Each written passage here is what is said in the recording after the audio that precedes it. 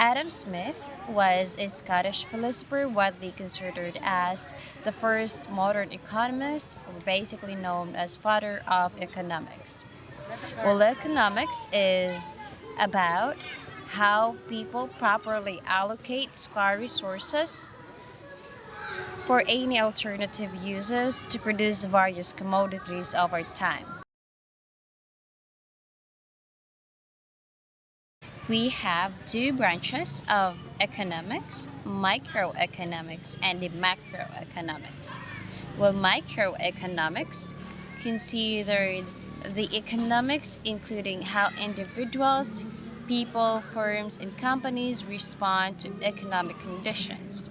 Like, for example, the question of what price point will cause people to switch from buying to a chicken. It would fall under microeconomics. Macroeconomics, on the other hand, looks at the economy as a whole. That includes trying to understand what drives the business cycle from bottom to bust or from growth to recessions and what controls over economic indicators such as gross domestic products, unemployment, and inflation. 10 basic principles of economics. 1. People face trade off. Everyone faces decisions that put one option above the other, and most decisions, especially economic ones, involve trading off one thing to another. In society, one of the main trade offs we experience is between efficiency and equity. Like, for example, students decide to spend their time rather than going out to school. Second, the cost of something is what you give up to get it. Since people face trade offs, a decision requires a comparison of cost against the benefits of alternative courses of actions. Each item has an opportunity cost, in other words, what you're giving up to get it.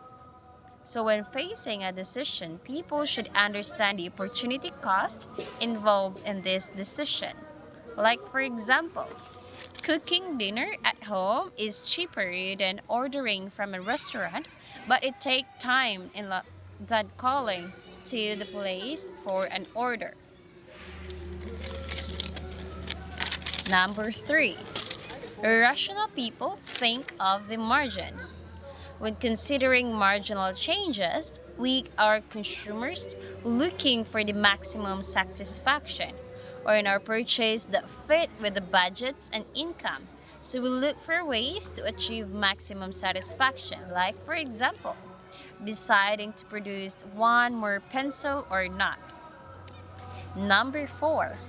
People respond to incentives. Incentive is something that causes a person to act. Because people used cost benefit analysis, they also respond to analysis.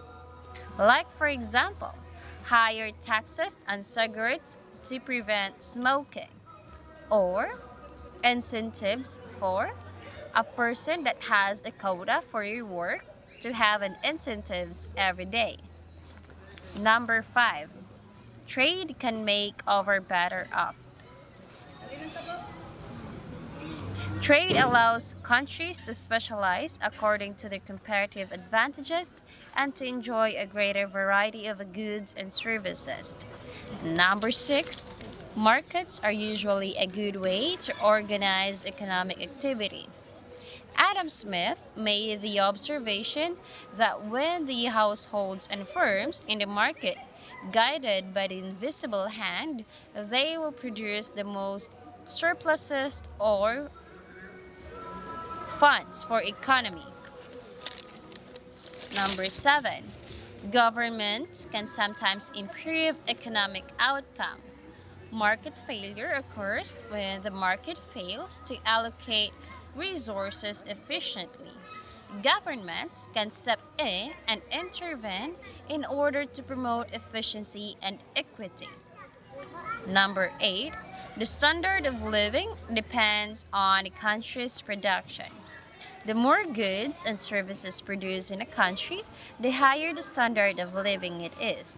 As people consume a larger quantity of goods and services, their standard of living will also increase. Number 9, prices rises when government prints too much money. When too much money is floating in the economy, there will be a higher demand of goods and services. This will cause firms to increase their price in the long run, causing inflations with it. And lastly, number 10, society faces short-run trade-off between inflation and unemployment. In the short run, when the prices increases, suppliers will want to increase the production of goods and services. Thus, in order to achieve this, they need to hire more workers to produce goods and services. More hiring means lower unemployment, while there is still inflation. John Maynard Keynes is the earliest 20th century British economist, best known as the founder of Keynesian economics and the father of modern macroeconomics. Macroeconomics is the study of how economies, markets, and other systems that operates on a large scale and how it behaves. Macroeconomics comes from a Greek word for the short macro means large and micro means small. Macroeconomics was used in the 1933 by Norwegian economist mathematician Roger French, who introduced the concepts of macroeconomics dynamics. The 18th century, or in the beginning of the 20th century, a classical school student, David Hume, onto the balance of trade in 1752, the analysis of the relation between the money stock, trade balances, and the price level laid the foundation of the quantity theory of money. But up to in the 20th century, macroeconomics didn't exist as a separate discipline. The three events had a fundamental importance for the development of macroeconomics.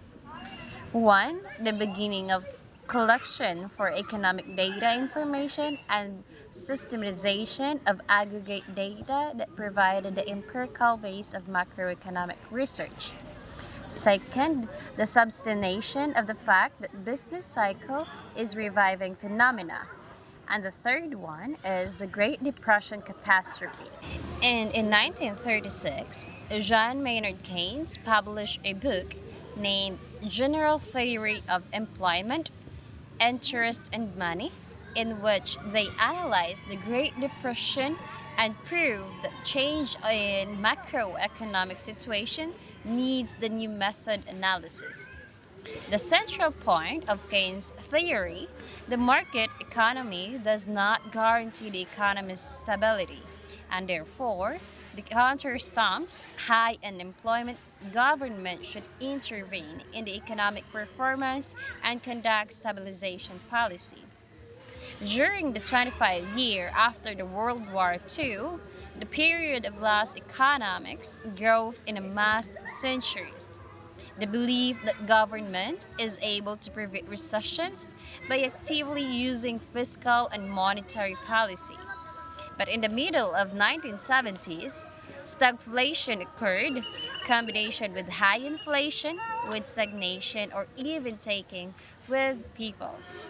In conclusion, the key source of instability is the stabilization policy itself, or known as neoclassical counter-revolution.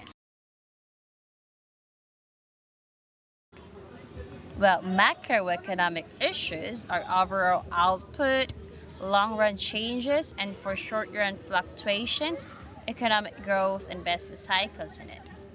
We have unemployment, inflation, interest rate, government budget, balance of payment and exchange rates, and macroeconomic policy.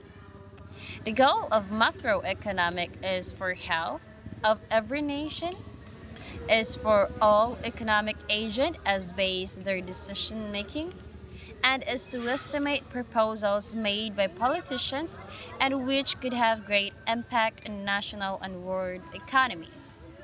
The state of macroeconomic affects everyday life of welfare for everyone, economic activity for every firm, political spheres like for example government policy, peace and stability in the world.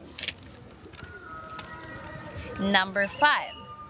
The circular flow model. The circular flow model indicates this type of flow.